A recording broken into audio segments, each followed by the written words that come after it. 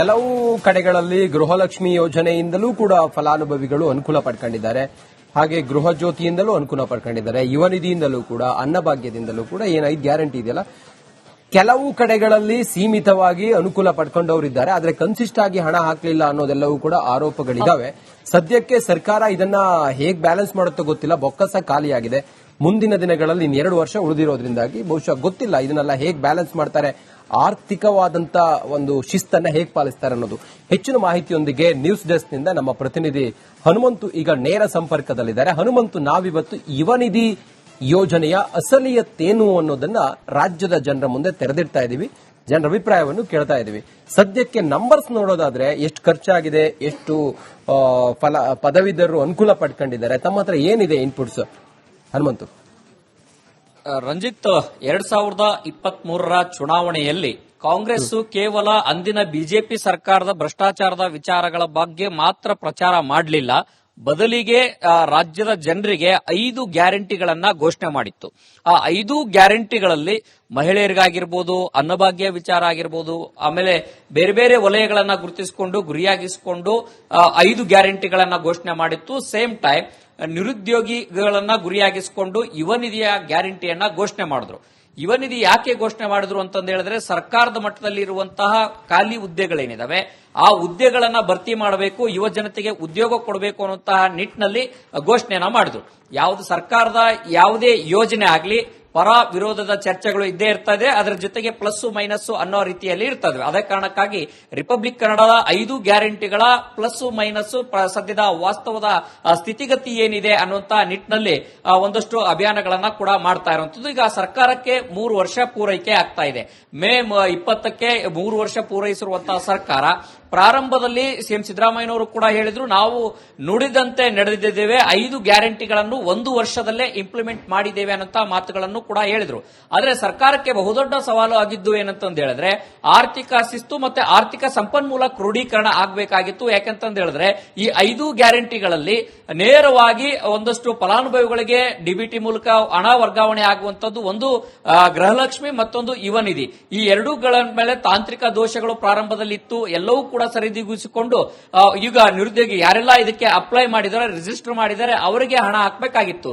ಆದ್ರೆ ಹಣ ಹಾಕುವಂತ ವಿಚಾರದಲ್ಲಿ ಸರ್ಕಾರವೂ ಕೂಡ ಎಲ್ಲೋ ಒಂದ್ ಕಡೆಗೆ ಒಂದಷ್ಟು ಅಧಿಕಾರಿಗಳಾಗಿರ್ಬೋದು ಮತ್ತೆ ಸರ್ಕಾರದ ಮಟ್ಟದಲ್ಲಾಗಿರ್ಬೋದು ನಿರಂತರವಾಗಿ ಪ್ರತಿ ತಿಂಗಳು ಕೂಡ ಹಣ ಹೋಗುವಂತ ವಿಚಾರದಲ್ಲಿ ಕೆಲವು ಕಡೆಗೆ ಕೆಲ ಯುವಕರಿಗೆ ಇದರಿಂದ ಅನುಕೂಲ ಆದ್ರೆ, ಇನ್ನು ಕೆಲವು ಯುವಕರಿಗೆ ರಿಜಿಸ್ಟರ್ ಮಾಡಿದ್ರಂತ ಯುವಕರಿಗೂ ಕೂಡ ಹಣ ಹೋಗ್ತಾ ಇಲ್ಲ ಅನ್ನೋಂತ ಆರೋಪಗಳು ಇದಾವೆ.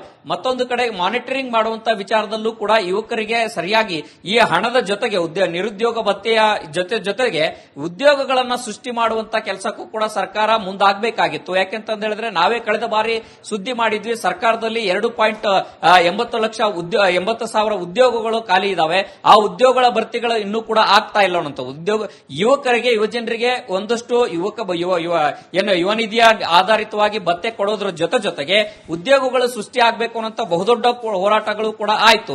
ಆ ಒಂದು ನಿಟ್ಟಿನಲ್ಲಿ ಸರ್ಕಾರವು ಕೂಡ ಈಗ 56,000 ಹುದ್ದೆಗಳನ್ನು ಭರ್ತಿ ಮಾಡುವಂತ ಘೋಷಣೆಯನ್ನು ಮಾಡಿದೆ. ಆದ್ರೆ ವಾಸ್ತವದ ಸ್ಥಿತಿ, ಯುವ ನಿಧಿಯ ಯೋಜನೆ ಒಂದಷ್ಟು ಜನರಿಗೆ, ಪಾಸ್ಔಟ್ ಆಗಿರುವಂತಹ ವಿದ್ಯಾರ್ಥಿಗಳಿಗೆ ಒಂದಷ್ಟು ಉದ್ಯೋಗ ಹುಡುಕಿಕೊಳ್ಳಕ್ಕೆ ಅವಕಾಶವನ್ನ ಸೃಷ್ಟಿ ಮಾಡುವಂತ ನಿಟ್ಟಿನಲ್ಲಿ ಆ ಗ್ಯಾಪ್ ನಲ್ಲಿ ಒಂದಷ್ಟು ಸರ್ಕಾರದಿಂದ ಸಹಾಯಧನ ಆಗ್ತಾ ಇದೆ. ಆದ್ರೆ ಈ ಈ ಸಹಾಯದ ಜೊತೆಗೆ ಉದ್ಯೋಗಗಳ ಭರ್ತಿ ಆಗಬೇಕು ಅನ್ನೋಂತ ಕೂಗು ಈಗಲೂ ಕೂಡ ಇದೆ. Ranjith, okay, thank you Hanumanthu ನಿಮ್ಮೆಲ್ಲ ಮಾಹಿತಿಗಾಗಿ. ಒಂದು ವಿಚಾರ, ನಾವು ಈ ಗ್ಯಾರಂಟಿ ಯೋಜನೆಗಳು ಜನರಿಗೇನು ಅನುಕೂಲ ಆಗಿಲ್ಲ ಅಂತ ಹೇಳಕ್ ಕೂತಿಲ್ಲ. ಅನುಕೂಲ ಆಗಿದೆ ಕೆಲವರಿಗೆ, ಆದ್ರೆ ಕನ್ಸಿಸ್ಟ್ ಆಗಿ ನೀವು ಅದನ್ನ ನಿಭಾಯಿಸಿಲ್ಲ, ಮತ್ತೆ ಆರ್ಥಿಕ ಶಿಸ್ತನ್ನ ನೀವು ಹಾಳು ಮಾಡಿದ್ದೀರಿ, ಹದಗೆಡಿಸಿದ್ದೀರಿ ಅನ್ನುವಂತ ವಿಚಾರ. ಮತ್ತೆ ಜನರೇ ಹೇಳಿದ್ರು, ನಾವೇನು ಹೇಳಬೇಕಾಗಿಲ್ಲ. ಜನರೇ ಇವತ್ತು ಅವರ ಅಭಿಪ್ರಾಯವನ್ನ ಹಂಚಿಕೊಂಡಿದ್ದಾರೆ. ನೋಡೋಣ, ಮುಂದೆ 2 ವರ್ಷ ಇದೆ, ಇದನ್ನ ಹೇಗೆ ನಿಭಾಯಿಸ್ತಾರೆ. ಅದ್ರ ಜೊತೆಗೆ ಜನರಿಗಿನ್ನೂ ಅನುಕೂಲ ಆಗಲಿ ಅನ್ನೋದು ನಮ್ಮ ಉದ್ದೇಶ. 3 ವರ್ಷದಲ್ಲಿ ಗ್ಯಾರಂಟಿ ಯೋಜನೆಗಳು ಎಲ್ಲಿವರೆಗೂ ಬಂದಿದೆ, ಏನಾಗಿದೆ ಅನ್ನೋದನ್ನ ನಿಮ್ಗೆ ತೆರೆದಿಡುವ ಪ್ರಯತ್ನವನ್ನ ಮಾಡ್ತಾ ಇದೀವಿ. ಮುಂದಿನ ಬುಲೆಟಿನ್ಗಳಲ್ಲಿ ಇನ್ನಷ್ಟು ಅಪ್ಡೇಟ್ ಅನ್ನ ಕೆಲವು ಕಡೆಗಳಲ್ಲಿ ಗೃಹಲಕ್ಷ್ಮಿ ಯೋಜನೆಯಿಂದಲೂ ಕೂಡ ಫಲಾನುಭವಿಗಳು ಅನುಕೂಲ ಪಡ್ಕೊಂಡಿದ್ದಾರೆ. ಹಾಗೆ ಗೃಹ ಜ್ಯೋತಿಯಿಂದಲೂ ಅನುಕೂಲ ಪಡ್ಕೊಂಡಿದ್ದಾರೆ. ಯುವ ನಿಧಿಯಿಂದಲೂ ಕೂಡ, ಅನ್ನಭಾಗ್ಯದಿಂದಲೂ ಕೂಡ ಏನು 5 ಗ್ಯಾರಂಟಿ ಇದೆಯಲ್ಲ, ಕೆಲವು ಕಡೆಗಳಲ್ಲಿ ಸೀಮಿತವಾಗಿ ಅನುಕೂಲ ಪಡ್ಕೊಂಡವರಿದ್ದಾರೆ. ಆದ್ರೆ ಕನ್ಸಿಸ್ಟ್ ಆಗಿ ಹಣ ಹಾಕಲಿಲ್ಲ ಅನ್ನೋದೆಲ್ಲವೂ ಕೂಡ ಆರೋಪಗಳಿದಾವೆ. ಸದ್ಯಕ್ಕೆ ಸರ್ಕಾರ ಇದನ್ನ ಹೇಗ್ ಬ್ಯಾಲೆನ್ಸ್ ಮಾಡುತ್ತೋ ಗೊತ್ತಿಲ್ಲ. ಬೊಕ್ಕಸ ಖಾಲಿಯಾಗಿದೆ. ಮುಂದಿನ ದಿನಗಳಲ್ಲಿ ಇನ್ನು 2 ವರ್ಷ ಉಳಿದಿರೋದ್ರಿಂದಾಗಿ ಬಹುಶಃ ಗೊತ್ತಿಲ್ಲ ಇದನ್ನೆಲ್ಲ ಹೇಗೆ ಬ್ಯಾಲೆನ್ಸ್ ಮಾಡ್ತಾರೆ, ಆರ್ಥಿಕವಾದಂತ ಒಂದು ಶಿಸ್ತನ್ನ ಹೇಗೆ ಪಾಲಿಸ್ತಾರೆ ಅನ್ನೋದು. ಹೆಚ್ಚಿನ ಮಾಹಿತಿಯೊಂದಿಗೆ ನ್ಯೂಸ್ ಡೆಸ್ಕ್ ನಿಂದ ನಮ್ಮ ಪ್ರತಿನಿಧಿ ಹನುಮಂತು ಈಗ ನೇರ ಸಂಪರ್ಕದಲ್ಲಿದ್ದಾರೆ. ಹನುಮಂತು, ನಾವಿವತ್ತು ಯುವ ನಿಧಿ ಯೋಜನೆಯ ಅಸಲಿಯತ್ತೇನು ಅನ್ನೋದನ್ನ ರಾಜ್ಯದ ಜನರ ಮುಂದೆ ತೆರೆದಿಡ್ತಾ ಇದೀವಿ, ಜನರ ಅಭಿಪ್ರಾಯವನ್ನು ಕೇಳ್ತಾ ಇದೀವಿ. ಸದ್ಯಕ್ಕೆ ನಂಬರ್ಸ್ ನೋಡೋದಾದ್ರೆ ಎಷ್ಟು ಖರ್ಚಾಗಿದೆ, ಎಷ್ಟು ಪದವೀಧರರು ಅನುಕೂಲ ಪಡ್ಕೊಂಡಿದ್ದಾರೆ, ತಮ್ಮ ಹತ್ರ ಏನಿದೆ ಇನ್ಪುಟ್ಸ್ ಹನುಮಂತು? ರಂಜಿತ್, 2023ರ ಚುನಾವಣೆಯಲ್ಲಿ ಕಾಂಗ್ರೆಸ್ ಕೇವಲ ಅಂದಿನ ಬಿಜೆಪಿ ಸರ್ಕಾರದ ಭ್ರಷ್ಟಾಚಾರದ ವಿಚಾರಗಳ ಬಗ್ಗೆ ಮಾತ್ರ ಪ್ರಚಾರ ಮಾಡಲಿಲ್ಲ, ಬದಲಿಗೆ ರಾಜ್ಯದ ಜನರಿಗೆ 5 ಗ್ಯಾರಂಟಿಗಳನ್ನ ಘೋಷಣೆ ಮಾಡಿತ್ತು. ಆ 5 ಗ್ಯಾರಂಟಿಗಳಲ್ಲಿ ಮಹಿಳೆಯರಿಗಾಗಿರ್ಬೋದು, ಅನ್ನಭಾಗ್ಯ ವಿಚಾರ ಆಗಿರ್ಬೋದು, ಆಮೇಲೆ ಬೇರೆ ಬೇರೆ ವಲಯಗಳನ್ನ ಗುರುತಿಸಿಕೊಂಡು ಗುರಿಯಾಗಿಸಿಕೊಂಡು 5 ಗ್ಯಾರಂಟಿಗಳನ್ನ ಘೋಷಣೆ ಮಾಡಿತ್ತು. ಸೇಮ್ ಟೈಮ್ ನಿರುದ್ಯೋಗಿಗಳನ್ನ ಗುರಿಯಾಗಿಸಿಕೊಂಡು ಯುವ ನಿಧಿಯ ಗ್ಯಾರಂಟಿಯನ್ನ ಘೋಷಣೆ ಮಾಡಿದ್ರು. ಯುವ ನಿಧಿ ಯಾಕೆ ಘೋಷಣೆ ಮಾಡಿದ್ರು ಅಂತಂದು ಹೇಳಿದ್ರೆ, ಸರ್ಕಾರದ ಮಟ್ಟದಲ್ಲಿ ಇರುವಂತಹ ಖಾಲಿ ಹುದ್ದೆಗಳೇನಿದಾವೆ ಆ ಹುದ್ದೆಗಳನ್ನ ಭರ್ತಿ ಮಾಡಬೇಕು, ಯುವ ಜನತೆಗೆ ಉದ್ಯೋಗ ಕೊಡಬೇಕು ಅನ್ನುವಂತಹ ನಿಟ್ಟಿನಲ್ಲಿ ಘೋಷಣೆಯನ್ನ ಮಾಡಿದ್ರು. ಯಾವ್ದು ಸರ್ಕಾರದ ಯಾವುದೇ ಯೋಜನೆ ಆಗ್ಲಿ ಪರ ವಿರೋಧದ ಚರ್ಚೆಗಳು ಇದ್ದೇ ಇರ್ತದೆ, ಅದರ ಜೊತೆಗೆ ಪ್ಲಸ್ ಮೈನಸ್ ಅನ್ನೋ ರೀತಿಯಲ್ಲಿ ಇರ್ತದೆ. ಅದೇ ಕಾರಣಕ್ಕಾಗಿ ರಿಪಬ್ಲಿಕ್ ಕನ್ನಡದ 5 ಗ್ಯಾರಂಟಿಗಳ ಪ್ಲಸ್ ಮೈನಸ್ ಸದ್ಯದ ವಾಸ್ತವದ ಸ್ಥಿತಿಗತಿ ಏನಿದೆ ಅನ್ನುವಂತಹ ನಿಟ್ಟಿನಲ್ಲಿ ಒಂದಷ್ಟು ಅಭಿಯಾನಗಳನ್ನ ಕೂಡ ಮಾಡ್ತಾ ಇರುವಂತದ್ದು. ಈಗ ಸರ್ಕಾರಕ್ಕೆ 3 ವರ್ಷ ಪೂರೈಕೆ ಆಗ್ತಾ ಇದೆ. ಮೇ 20ಕ್ಕೆ 3 ವರ್ಷ ಪೂರೈಸಿರುವಂತಹ ಸರ್ಕಾರ ಪ್ರಾರಂಭದಲ್ಲಿ ಸಿಎಂ ಸಿದ್ದರಾಮಯ್ಯನವರು ಕೂಡ ಹೇಳಿದ್ರು, ನಾವು ನುಡಿದಂತೆ ನಡೆದಿದ್ದೇವೆ, 5 ಗ್ಯಾರಂಟಿಗಳನ್ನು 1 ವರ್ಷದಲ್ಲೇ ಇಂಪ್ಲಿಮೆಂಟ್ ಮಾಡಿದ್ದೇವೆ ಅನ್ನೋ ಮಾತುಗಳನ್ನು ಕೂಡ ಹೇಳಿದ್ರು. ಆದ್ರೆ ಸರ್ಕಾರಕ್ಕೆ ಬಹುದೊಡ್ಡ ಸವಾಲು ಆಗಿದ್ದು ಏನಂತಂದು ಹೇಳಿದ್ರೆ, ಆರ್ಥಿಕ ಶಿಸ್ತು ಮತ್ತೆ ಆರ್ಥಿಕ ಸಂಪನ್ಮೂಲ ಕ್ರೋಢೀಕರಣ ಆಗಬೇಕಾಗಿತ್ತು. ಯಾಕಂತಂದು ಹೇಳಿದ್ರೆ ಈ 5 ಗ್ಯಾರಂಟಿಗಳಲ್ಲಿ ನೇರವಾಗಿ ಒಂದಷ್ಟು ಫಲಾನುಭವಿಗಳಿಗೆ ಡಿಬಿಟಿ ಮೂಲಕ ಹಣ ವರ್ಗಾವಣೆ ಆಗುವಂತದ್ದು, ಒಂದು ಗೃಹಲಕ್ಷ್ಮಿ, ಮತ್ತೊಂದು ಯುವ ನಿಧಿ. ಈ ಎರಡೂಗಳ ಮೇಲೆ ತಾಂತ್ರಿಕ ದೋಷಗಳು ಪ್ರಾರಂಭದಲ್ಲಿ ಇತ್ತು, ಎಲ್ಲವೂ ಕೂಡ ಸರಿದೂಗಿಸಿಕೊಂಡು ಈಗ ನಿರುದ್ಯೋಗಿ ಯಾರೆಲ್ಲ ಇದಕ್ಕೆ ಅಪ್ಲೈ ಮಾಡಿದ್ದಾರೆ, ರಿಜಿಸ್ಟರ್ ಮಾಡಿದ್ದಾರೆ, ಅವರಿಗೆ ಹಣ ಹಾಕಬೇಕಾಗಿತ್ತು. ಆದ್ರೆ ಹಣ ಹಾಕುವಂತ ವಿಚಾರದಲ್ಲಿ ಸರ್ಕಾರವೂ ಕೂಡ ಎಲ್ಲೋ ಒಂದ್ ಕಡೆಗೆ ಒಂದಷ್ಟು ಅಧಿಕಾರಿಗಳಾಗಿರ್ಬೋದು ಮತ್ತೆ ಸರ್ಕಾರದ ಮಟ್ಟದಲ್ಲಾಗಿರ್ಬೋದು ನಿರಂತರವಾಗಿ ಪ್ರತಿ ತಿಂಗಳು ಕೂಡ ಹಣ ಹೋಗುವಂತ ವಿಚಾರದಲ್ಲಿ ಕೆಲವು ಕಡೆಗೆ ಕೆಲ ಯುವಕರಿಗೆ ಇದರಿಂದ ಅನುಕೂಲ ಆದ್ರೆ, ಇನ್ನು ಕೆಲವು ಯುವಕರಿಗೆ ರಿಜಿಸ್ಟರ್ ಮಾಡಿದ್ರಂತ ಯುವಕರಿಗೂ ಕೂಡ ಹಣ ಹೋಗ್ತಾ ಇಲ್ಲ ಅನ್ನೋಂತ ಆರೋಪಗಳು ಇದಾವೆ.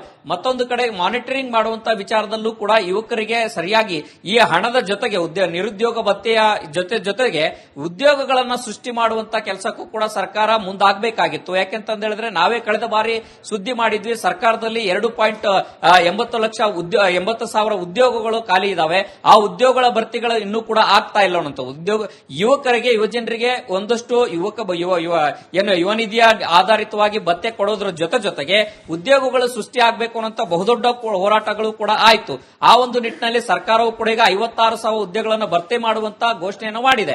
ಆದ್ರೆ ವಾಸ್ತವದ ಸ್ಥಿತಿ, ಯುವ ನಿಧಿಯ ಯೋಜನೆ ಒಂದಷ್ಟು ಜನರಿಗೆ ಪಾಸ್ ಔಟ್ ಆಗಿರುವಂತಹ ವಿದ್ಯಾರ್ಥಿಗಳಿಗೆ ಒಂದಷ್ಟು ಉದ್ಯೋಗ ಹುಡುಕಿಕೊಳ್ಳಕ್ಕೆ ಅವಕಾಶವನ್ನ ಸೃಷ್ಟಿ ಮಾಡುವಂತ ನಿಟ್ಟಿನಲ್ಲಿ ಆ ಗ್ಯಾಪ್ ನಲ್ಲಿ ಒಂದಷ್ಟು ಸರ್ಕಾರದಿಂದ ಸಹಾಯಧನ ಆಗ್ತಾ ಇದೆ. ಆದ್ರೆ ಈ ಈ ಸಹಾಯದ ಜೊತೆಗೆ ಉದ್ಯೋಗಗಳ ಭರ್ತಿ ಆಗಬೇಕು ಅನ್ನೋಂತ ಕೂಗು ಈಗಲೂ ಕೂಡ ಇದೆ. Ranjith, okay, thank you Hanumanthu ನಿಮ್ಮೆಲ್ಲ ಮಾಹಿತಿಗಾಗಿ.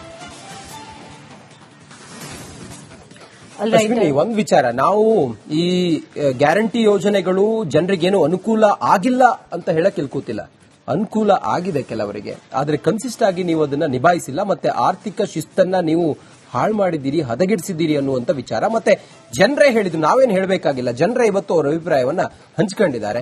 ನೋಡೋಣ ಮುಂದೆ 2 ವರ್ಷ ಇದೆ, ಇದನ್ನ ಹೇಗೆ ನಿಭಾಯಿಸ್ತಾರೆ, ಅದ್ರ ಜೊತೆಗೆ ಜನರಿಗೆ ಇನ್ನೂ ಅನುಕೂಲ ಆಗಲಿ ಅನ್ನೋದು ನಮ್ಮ ಉದ್ದೇಶ. 3 ವರ್ಷದಲ್ಲಿ ಗ್ಯಾರಂಟಿ ಯೋಜನೆಗಳು ಎಲ್ಲಿವರೆಗೂ ಬಂದಿದೆ, ಏನಾಗಿದೆ ಅನ್ನೋದನ್ನ ನಿಮ್ಗೆ ತೆರೆದಿಡುವ ಪ್ರಯತ್ನವನ್ನ ಮಾಡ್ತಾ ಇದೀವಿ. ಮುಂದಿನ ಬುಲೆಟಿನ್ಗಳಲ್ಲಿ ಇನ್ನಷ್ಟು ಅಪ್ಡೇಟ್ ಅನ್ನ